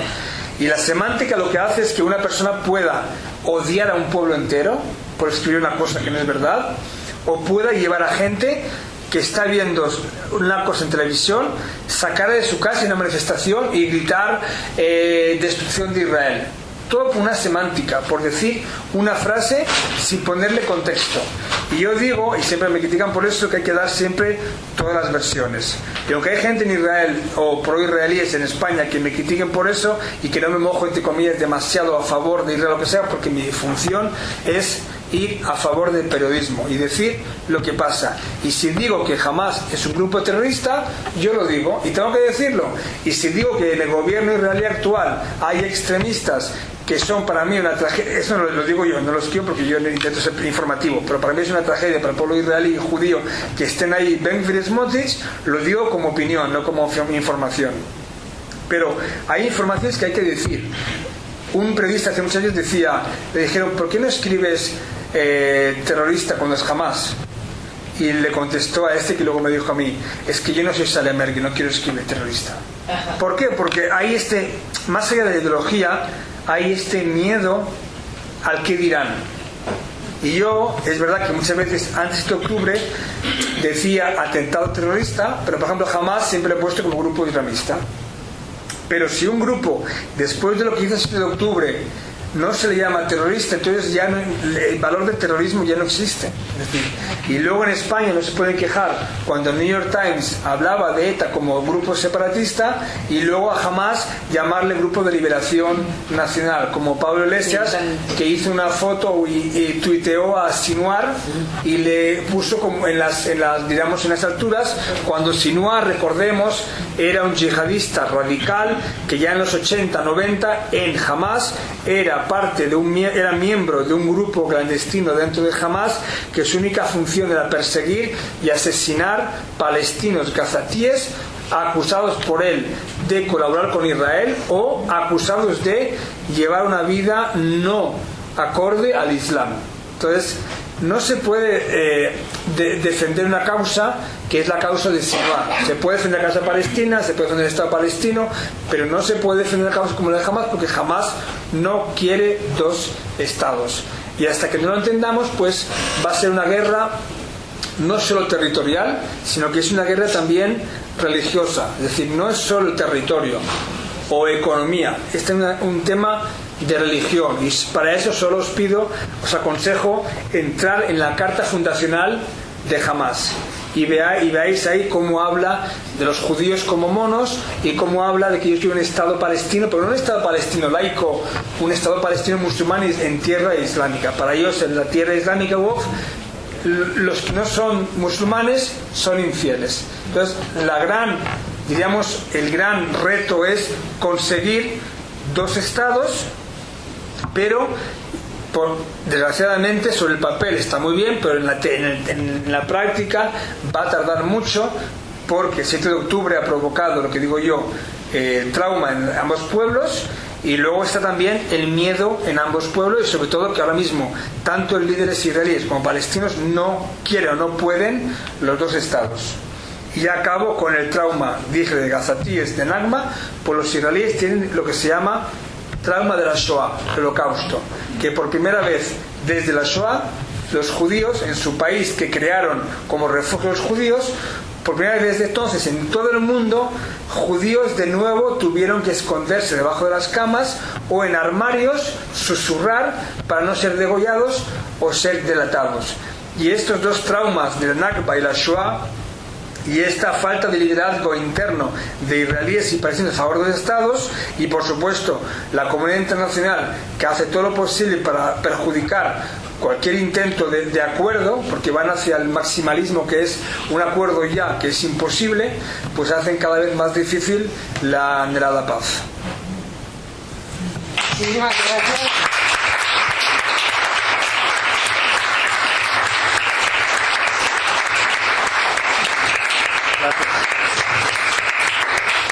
Pues todo esto y mucho más en el libro. Muchísimo más. Ni hablé del libro, como decía Umbral, ¿no? En el libro no. ¿Has venido aquí a hablar de libro? ¿Cómo es Mercedes? ¿Y no aquí del libro? Pero lo recomiendo. El autor es simpático y más que yo. Y se lee muy bien. Es que además son 12 libros en uno. Es decir, son 12 capítulos diferentes, con el hilo, por supuesto, de cómo se conoce Israel. Como digo siempre, se habla mucho de los israelíes, pero se habla poco de los israelíes. Y siempre se cita a dos tipos de israelíes: los israelíes que dicen que Israel comete crímenes de guerra desde 48, a los israelíes que dicen que hay que cometerlos. Entonces, uno le conviene esos dos tipos de israelíes radicales. Y sobre todo, aparte del apéndice, que es muy grande, sobre el 7 de octubre, ahí entro mi mea culpa y hay un montón de anécdotas sobre el 7 de octubre, explico por qué fue exactamente con detalles, etc. También son 12 capítulos, y ahí hay un capítulo importante, reconozco que debí incluirlo más. Se lo comentaba Cayetana cuando vino a Israel, el tema de más el aspecto, diríamos, de Tierra Santa, más tema religioso. Hay un capítulo importante de Jerusalén sobre ello, pero debería ser incluso más a fondo, que no lo hice, porque hay demasiados asuntos ahí metidos, pero sí que es un recorrido por Jerusalén de las religiones, y también Tel Aviv, Haifa, etcétera, etcétera, y verás cómo es un país que es una tierra prometida de luces, sombras, hay cosas buenas, cosas malas, de contrastes, de cafés y de estrés. No, es realmente interesante porque nos centramos tanto en el conflicto, en el tema de Israel, y es verdad que tratas el conflicto porque está integrado en Israel, pero va mucho más allá del conflicto para descifrarlo, para entenderlo y disfrutarlo. Además, porque tiene humor, tiene de todo. Y solo el hecho de que me boicoteen en las librerías, pues eso es bueno para comprarlo. Sí, claro. ¿Turno de preguntas? Sí, porfa. Sí. Bueno, primero gracias por estar acá, por la charla tan interesante y por el libro. No voy a rechazar 1.000 euros que me pagó para el libro. Para mí es especialmente, me llama muchísimo la atención, no solo la cobertura mediática, yo siempre también estoy como, vamos a tener un mundo acostumbrada, me llama la atención en España cómo llega a un nivel tan alto de un presidente diciendo que si tuviera la bomba nuclear la tiraría, de museos como el Thyssen y el Reina Sofía, con exposiciones claramente pro Hamas y pro Gaza. Entonces me llama mucho la atención, al margen de lo mediático, cómo está a nivel institucional. Bueno, Yolanda Díaz también diciendo desde el río hasta el mar. Digo, pareciera que nadie se sorprende que un presidente diga que si tuviera la bomba nuclear la tiraría. Pasó como si nada. Entonces quería saber cómo es tu visión sobre este tema. Y yo, a ver, yo no soy un fan de Sánchez, y te lo digo, pero no creo esa frase que por supuesto Israel la cogió como eslogan y tal, luego Netanyahu aprovechó y tal. Yo no creo que Sánchez dijera esto de si tuviera, y creo que quiso decir que no tenemos nada para poder frenarlo y por tanto hacemos esto. Creo que en su mensaje que dijo, lo más grave, creo yo, y esto la gente que no domina el caso desde dentro, y es lo que más me fastidia, es que el hombre citó a la relatora de Naciones Unidas, Francesca Albanese, que ella es, diríamos, ella es neutral, como Florentino Pérez es neutral entre el Barça y el Madrid. Es decir, no es neutral. Es decir, esta mujer dice que jamás es un grupo terrorista, es un grupo político, y tanto cualquier periodista la usa como referente, y es una mujer súper, diríamos, no ya es anti-israelí, es totalmente, tú solo vas a decir lo que dice. Pero sí, a nivel institucional te puedo decir que las relaciones son pésimas. Yo hablo con ambas partes y es un tema, en primer lugar, desde el punto de vista de Israel, España no es tan importante, es más importante Alemania, en primer lugar Estados Unidos, Trump. Es decir, hoy en día para Netanyahu, comunidad internacional es Trump, es lo que piensa dentro de la cabeza y es difícil descifrarlo, pero es Trump. Alemania, en segundo lugar, un país clave para frenar sanciones en Europa, armas, Alemania compra y vende muy bien. Inglaterra, Francia, porque hay una comunidad judía muy importante, y Macron, pero España tiene menos. Y yo te digo yo que Israel ha tenido mucha paciencia con España, porque Irlanda cortó relaciones más o menos, pero ¿por qué? Porque en Irlanda la mayoría de la población es anti-israelí, en España no. A lo mejor hoy sí, pero siempre ha habido en España un grupo bastante pro-israelí, aunque sea para ser anti-Sánchez o anti-Wok o anti-izquierda, ha sido siempre pro-israelí. Pero ha llegado un punto que ha visto como Sánchez habla de genocidio constantemente, Eurovisión, quién es el país que lo promueve, la vuelta de España, entonces, y Guidon Sar, que es un ministro de Exteriores muy afín a España por ser del Real Madrid, etcétera, pues dijo y empezó a reaccionar. Desde el punto de vista español sí que hay unas ganas de enfrentamiento, eso está clarísimo, ya sea porque, es decir, en España el gobierno hay socios que piden la ruptura y Sánchez no puede, y de la forma que en Israel hay un gobierno de derecha con extrema derecha, en España es izquierda con extrema izquierda, y le piden a Sánchez cosas. Yo no creo que Sánchez sea un ideólogo o algo así contra Israel, pero le conviene ser anti-israelí. En el tema de... Hoy pregunté a alguien muy sobre el tema que es el protagonista de esto, y le pregunté, ¿se puede ir más, peor aún? Evidentemente aún hay varios escalones, que es el último es por supuesto la ruptura de relaciones. Ahora mismo en España hay una embajadora que no es embajadora de facto, pero sí que es la encargada de negocios, que es Dana Ehrlich, y luego en España la embajadora Ana Salomón Pérez está en Madrid, pero no ha vuelto todavía. Son relaciones pésimas, malas. A nivel comercial se nota, sobre todo a nivel turístico. A nivel turístico hay menos turistas aquí. Hemos llegado a tal punto que hace años los españoles me preguntaban a mí, en Navidad siempre, en Navidad, en Semana Santa, si era seguro venir a Israel. Y yo decía que sí, y ahora es al revés. Israelíes me preguntan a mí si es seguro venir a Barcelona y a Madrid. Y una anécdota sobre la flotilla. Desde Israel me comentaron que cuando hubo la detención de Colau, etcétera, Israel ofreció al Ministerio de Exteriores un charter organizado para todos los activistas que el mismo día se fueran a España o a Grecia, donde fueran, pero que se fueran, y Israel pagaría ese charter. Y España no contestó. Ya sabe que no quiso contestar, pero no contestó. Y esto lo publiqué en El Mundo, en la web, y la web hizo bien en pedir su redacción, y el Ministerio de Exteriores español dijo que es mentira, que no es verdad, que Israel no ofreció tal. Y yo verifiqué varias veces y te puedo decir, pero va por la mano en el fuego que sí que es verdad. Entonces, ¿qué significa esto? O que hay una dejadez y nadie no domina mucho, no responden rápidamente, o que les conviene este enfrentamiento. Y por cierto, otra anécdota chiste es cuando hubo la flotilla, muchos en Barcelona me pidieron que pidiera a Israel que dejara colado en Israel unos años. Pero no pudo ser.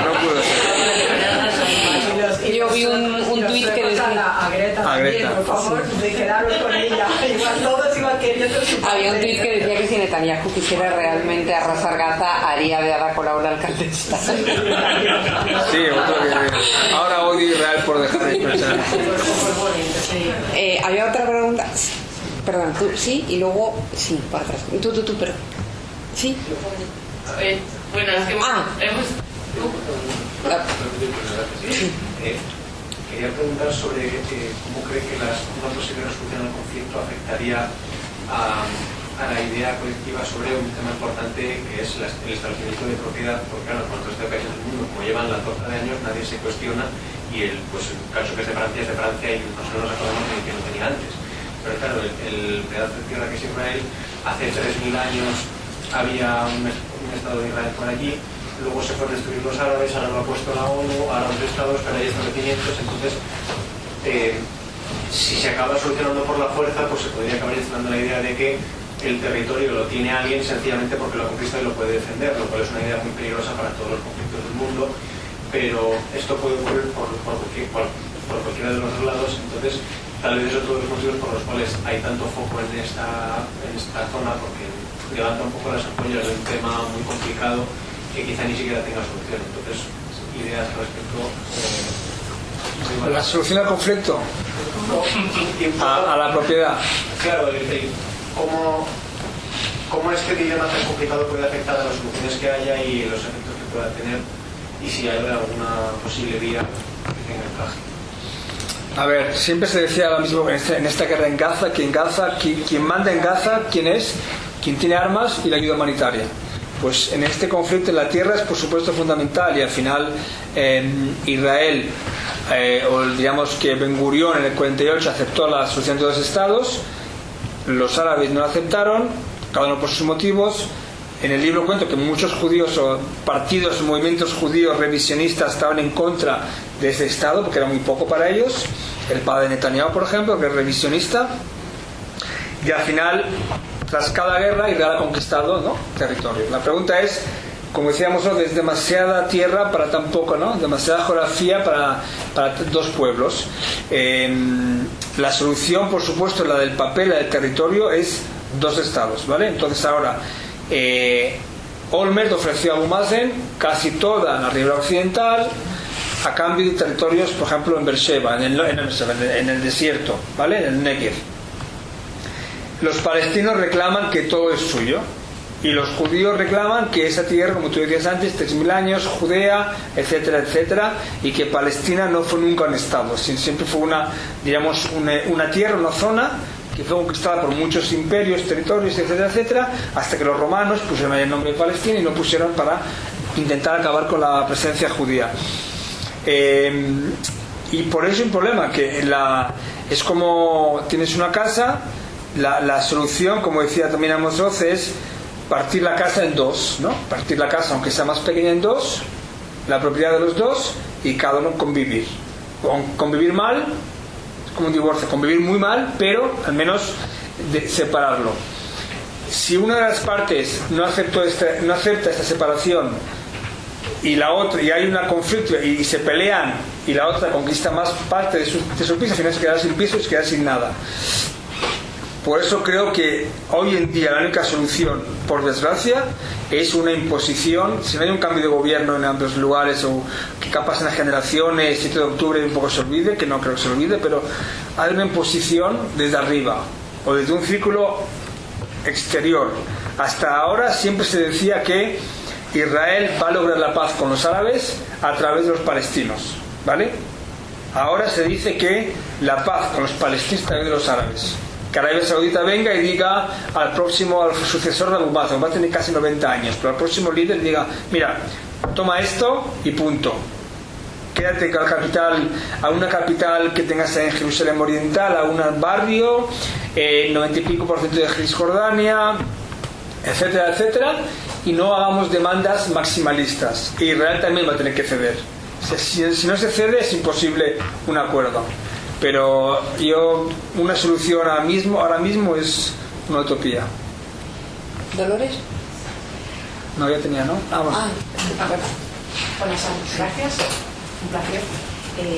Dos preguntas. Una, ¿cómo ves tú la respuesta de Israel al 7 de octubre? Porque no se empaja el mundo de lo que pasó realmente el 7 de octubre, porque esa es la sensación que tenemos en nuestro departamento.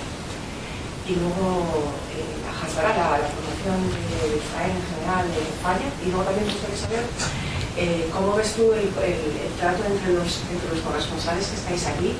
Bueno, aquí no podemos llamar corresponsales. ¿Por qué no? No, todos viven ahí. Bueno, sí, pero hay más temporales. Sí. ¿No? Tú llevas muchos años. Enviados especiales. Entonces, enviados divinos. Entonces, ¿cómo podéis? ¿Habláis de la objetividad? Porque cuando te escucho, yo siempre creo que los periodistas tenéis que encontrar la objetividad, ¿no? Pero cuando veo un titular como jamás asegura en un medio afín a Israel. ¿Como cuál? ¡Wow! Sí. En el debate. Vale. En el debate. ¿Tú lees el mundo a veces? Sí, claro. Yo leo todo precisamente, no todo, pero vamos, intento tener una idea más abierta de las noticias para luego poder al final decir, bueno... No quiero saber si me lees o no lees en el mundo. ¿Lees el mundo? Sí, claro. Vale, pero el debate. No, has dicho debate. O sea, no, vale, es una broma. Porque me llamó. Ya. Yo no te he leído ningún titular diciendo jamás asegura. Pero porque tampoco puede asegurar una... No, pero es una titular que lo veo bien, en el sentido de que también en la prensa israelí también se dice jamás segura. Lo que pasa es que en Israel dicen un grupo terrorista segura jamás, aquí dicen grupo jamás tal. Creo que Ana Grau escribió una vez un artículo, también estuvo hace poco en Israel de visita, me dijo que alucinada de la noche de Tel Aviv comparada con la de Madrid y Barcelona, pero ella decía que imaginaos que en España se decía el Ministerio de Sanidad de ETA, algo así. La objetividad no existe, ya lo sabes, no existe. En el No. En el momento que una persona elige una foto, que manipula una información, que elige una foto, que cambia el orden, la semántica, el orden de foto, el orden de el primer párrafo tal, el segundo tal, ya es ser subjetivo. En el momento que uno habla ya es subjetivo. Yo creo que hay que ser honesto. Gabriel Albiac, el debate, por cierto, ¿ves? El debate. Hay publicidad de debate, porque tengo amigos ahí. Pero él ganó el premio Toledano hace 15 años en Jerusalén y se lo dio, yo le entrevisté, ¿de acuerdo? Y me decía algo así como, mira, Sal, tenéis que ser los reporteros españoles. Bueno, machacó a la prensa española, por supuesto, criticó mucho, es muy combativo, y dijo que debemos ser como cirujanos, con la información súper fríos y no como somos ahora, que hay muchos que son activistas, en sentido de directamente ya totalmente dar opinión e informar directamente. Hay honestidad, es decir, por ejemplo, la guerra empezó diciendo que el ministerio de Hamas, el ministerio de Sanidad controlado por Hamas, dice que han muerto 20 palestinos. Después fuimos a la fase de el Ministerio de Sanidad dice que han muerto 20 palestinos. Ahora llegamos a la fase de han muerto 20 palestinos. Es decir, ya jamás ya no existe. Y desde el punto de vista Hasbara, dices tú, es un debate en Israel que está muy muy presente. En primer lugar, no existe la Hasbara en Israel. Es muy... los israelíes, ya sea por el Ministerio de Exteriores del gobierno, es una política interior. A los ministros actuales israelíes les conviene más el consumo interno que el externo. En cambio, Hamás, en el libro lo cuento, cuál es la política comunicativa de Hamás y la política comunicativa de Israel. En Israel es todo interno y en Hamás es todo externo. En Israel, por ejemplo, cuando Netanyahu permite la ayuda humanitaria al principio de la guerra, cuando todo el país estaba en contra, y incluso la gente de izquierda estaba en contra, porque era dar de comer o era ayudar a Hamás de los civiles que ellos veían como parte enemigo, pues el gabinete aprobó la ayuda humanitaria por presión de Estados Unidos. Y ese día Netanyahu, si hubiera pensado en tema de Asbará, hubiera dicho: hemos acordado dar ayuda humanitaria a Gaza porque nuestra lucha es contra el terror y contra la población. ¿Y qué dijo? Hemos aprobado dar una mínima parte. Entonces, para que la población interna, sus electores, no se enfadaran con él. Entonces, ¿cuál es el titular en el mundo? No es Israel, no, es Israel solo permite una mínima parte. Algo así como para permitirles vivir, pero no más de estas aves. Entonces, así, cada día, así constantemente. No hay un mensaje de Asbará, diríamos, para intentar lograr un cierto apoyo. Yo creo que uno de los problemas de Israel, y fue que lo que hizo Trump, imponer este acuerdo, es que en Estados Unidos, incluso gente republicana, empezó a estar contra Israel por esta guerra. Y la pregunta, ya acabo con tu primera pregunta. Israel, creo que hay dos fases de la guerra. La primera fase es hasta marzo, y la segunda fase cuando hubo la segunda tregua, y en ese momento Israel reanudó la guerra, la ofensiva, y ahí sí que hubo una polémica y también división interna, porque querían ser costados en lugar de seguir la guerra, y ahí sí que provocó mucha crítica exterior. Pero la guerra cuando Israel empezó la respuesta masiva y sí devastadora y sin proporciones, en ese momento, aunque hubiera estado el gobierno más de izquierda y comunista y pacifista y lo que tú quieras de Israel, hubiera respondido a este ataque. Eso cualquier gobierno hubiera hecho. La pregunta es cómo y sobre todo hasta cuándo.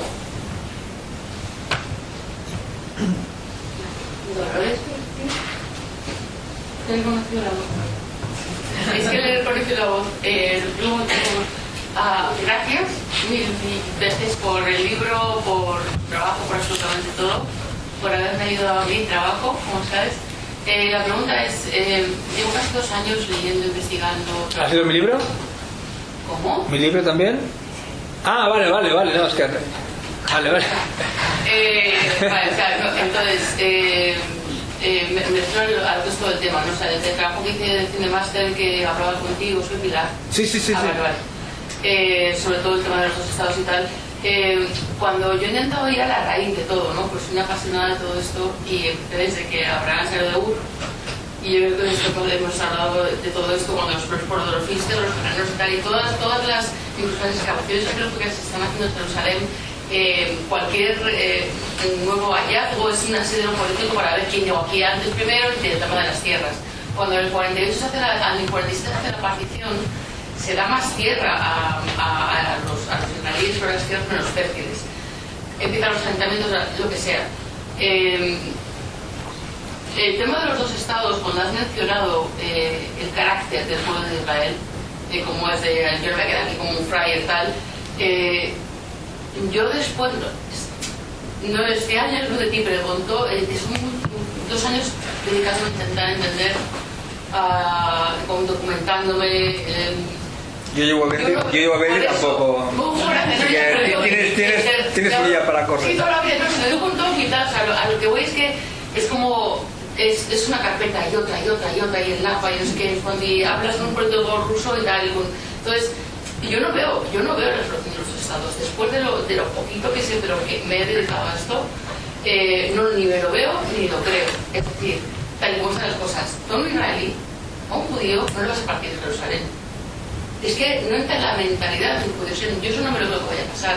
Que desde fuera a lo mejor la fuerza diplomática, relaciones internacionales, tal, se pueda al final imponer, tal, si la clave, no lo sé, si la clave está para que realmente esto siga adelante, porque esto es una tregua como muy bien has definido, si la clave está en que jamás te pongan las armas, jamás no van a poner las armas. No lo va a hacer. Entonces, ¿dónde estamos realmente? Bueno, en primer lugar has tocado el tema de la tregua, el último plan de tregua, que no es un plan de paz. Yo siempre intento corregir plan de paz. Y siempre que intervengo en la radio siempre lo mismo. No pensemos que sea la paz ahora. Es más, cuando Netanyahu o Trump, cuando jamás no habla de paz en primer lugar, pero cuando Netanyahu o Trump hablan de paz, en el final de este camino no es los estados. Trump lo dijo hace una semana, estaban en el avión y le preguntaron 2 estados y dijo 2, 3 estados da igual, yo quiero que Gaza sea reconstruida y haya prosperidad. Su objetivo es que para ellos la paz es Israel, Arabia Saudita, Israel y sus países árabes. Ahora, la única solución que yo veo a largo plazo es que haya, ahora mismo se ha apuntado el sucesor de Abu Mazen, un tipo también de Fatah, que jamás no tenga ningún papel en la franja de Gaza y que en Israel haya un cambio de gobierno. Pero incluso el cambio de gobierno en Israel es un país de derecha, centro-derecha, que como tú dices muy bien, nadie, incluso gente de izquierda, no ve factible la división de Jerusalén, y tampoco a nivel práctico, quien esté en Jerusalén es muy complicado dividir ya eso, porque los palestinos de Jerusalén trabajan en el oeste, etcétera, etcétera. Es muy difícil dividirlo. Así que la única solución que yo voy... Por eso digo, cuando a veces escucho a Álvarez hablar de algo tan bonito a nivel de papel, en el terreno no es tan fácil, es muy muy complicado. Así que la única solución que yo creo que hubo un momento cuando estaba Arafat y Ehud Barak, que ahí sí como una posibilidad de lograr algo. Pero Arafat al final dijo no por lo de Jerusalén, y en el libro cuento que Arafat le dijo a Clinton al final gracias por albergar, gracias por la cumbre, y Clinton le frenó, le dijo no me digas gracias, por tu culpa hemos fracasado. Y cuento un poco todo lo que pasó dentro. Y yo mismo, Clinton, cuando habla sobre la guerra de Gaza, habla de Camp David, pero al menos Arafat es como Sharon, son líderes que tenían es decir, no hay ningún otro líder en Israel que hubiera sido capaz de salir de la franja de Gaza y desmantelar 21 colonias en Gaza. Es una cosa que ahora mismo es imposible, y por eso si hay un acuerdo de paz, la mayoría de colonias y asentamientos van a quedarse ahí. Es un intercambio de territorios. La clave es refugiados, que ya está pactado que no van a volver porque si no se va a acabar el fin de Israel, y Jerusalén, encontrar una forma creativa, es decir, como en Camp David, algo así como Israel domina por arriba, por abajo, el barrio musulmán para los palestinos. Pero lo veo muy complicado porque ahora mismo todos los de Jerusalén, pero como también dices, la tregua, jamás no veo un rearme que va a quitar las armas. Ahora mismo jamás, uno de los motivos por los que no encuentra cadáveres para devolver es también porque no quiere esta segunda fase, no quiere llegar a la segunda fase, porque la segunda fase lo obliga a quitar las armas. Entonces se habla, por ejemplo, de que van a conseguir que Hamas devuelva o entregue las armas ofensivas, que significa los cohetes, pero va a mantener algún tipo de armas. La pregunta es hasta qué punto Trump va a seguir teniendo interés en este conflicto, ya que acabó el Premio Nobel de la Paz, todo el festival ha acabado. Hasta qué punto el tema con sus aliados árabes de momento los americanos están súper en el terreno, han construido una mega base ahí en Kiryat Gat en el sur, están pidiendo a Netanyahu, es su babysitter totalmente. Netanyahu no puede hacer nada, ahora mismo el primer ministro israelí es Trump, punto. Pero si jamás no hace lo que Israel pide, y según el plan es de rearme total, y como Trump le pide cada vez, yo veo que Israel puede remediar la ofensiva, o como hasta ahora con el Líbano, que es cada vez que uno hace una amenaza, atacarla. Pero Israel no se va a retirar de Gaza si jamás no entrega las armas. Así que jamás lo que va a hacer es intentar trapichear algo, decir que hay un ente nuevo palestino gobernando, pero con gente suya también dentro, como con Hezbollah en Líbano. Pero yo soy como tú muy pesimista de que haya un acuerdo de paz ahora mismo. Es decir, ojalá hubiera, pero yo te aseguro que por eso cuando escucho al ministro de Exterior español, digo que está muy bien en la teoría, lo compro, pero en la práctica no. Y al mismo tiempo digo, un país que quiere influir, como España por ejemplo, y quiere influir para mediar entre las partes, no puede decir a una parte todo lo que le ha dicho. Entonces ahora mismo fue en TV3 hace de una semana, me entrevistaron, me preguntaban sobre Cisjordania y Abu Mazen. Yo dije, hoy mismo, a lo mejor mañana, pero hoy mismo, el papel de Abu Mazen en Gaza es el mismo que el mío y de Álvarez o de Sánchez. Nulo, cero. Israel no va a permitir que España haga de mediador con todo lo que le ha dicho. Sí, Cayetana, y terminamos. Sí, comentar, porque soy arqueóloga en Israel y particularmente en Jerusalén, y nos hiere profundamente en el alma que haya la posibilidad de que Jerusalén se parta en dos. Porque precisamente donde estoy excavando, que es el punto más calentito a nivel político, Sam lo conoce muy bien también, pues que todo lo que estamos sacando, incluso llegando hasta Melquisedec y Abraham, digo, que estos señores se lo vayan a quedar y además que les importa un pimiento la historia bíblica, pues es lo mismo que intentaron hacer con el Herodium, que está en área C según los acuerdos de Oslo, y hay una excavación espectacular en el Herodium, fortaleza, descubrimiento de la tumba mausoleo de Herodes el Grande. De repente llegaron estos y dijeron, oh, nos lo vamos a quedar porque vamos a reventar los acuerdos de Oslo.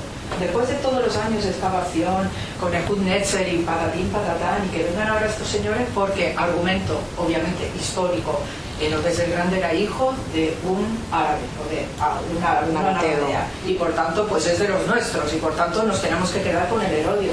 Digo, pues no, pues va a ser que no. Entonces, este es el drama, oye, que aquí reivindico con el pico y la pala, el arma y la Biblia en la otra mano, o sea, lo tengo clarísimo, ¿no? Y entonces, por este revisionismo histórico que está haciendo la autoridad palestina desde hace unos años, de considerar a los árabes cananeos, etcétera, etcétera, pues claro, ha ido calando un mensaje por el cual, pues señores, regalemos ya Jerusalén entero y se va a tomar por saco, por no decir otra cosa más local, toda Jerusalén, incluyendo el Santo Sepulcro y todo lo que hay allí de historia, que es que no es normal.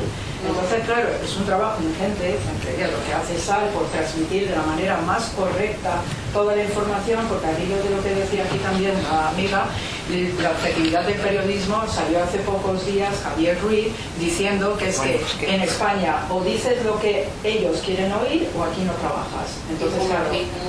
Entonces, claro, pues puedes entender ayer de Tele Sánchez, ¿no? Pues lo llamamos así. Telepedro, sí. Pues este señor con toda la cara a Gonzalo Miró, pues le dijo abiertamente que es que aquí si no dices una serie de consignas, tú no trabajas en ningún medio de comunicación. Y así están todos los medios y todas las cadenas de televisión. El abogado de la Flotilla, un catalán, que yo le corregí en Twitter porque él dijo una cosa en mi radio que no estaba bien. Y yo siempre intento contenerme. Mi hermana pequeña que vive aquí me dice siempre, no te expongas, no olvídate de las redes.